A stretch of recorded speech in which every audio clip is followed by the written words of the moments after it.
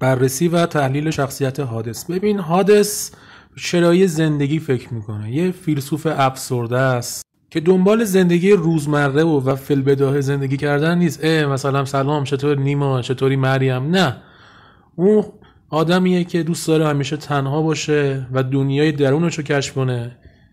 اوتیسم داره، تو دنیای ناخودآگاهش زندگی میکنه، دنیای ذهنیش به شدت درونگراست و یه جورایی میشه گفت از دنیا بریده، خسته است و تقریبا میشه گفت مثل مرده ها زندگی میکنه، روحه یه جور.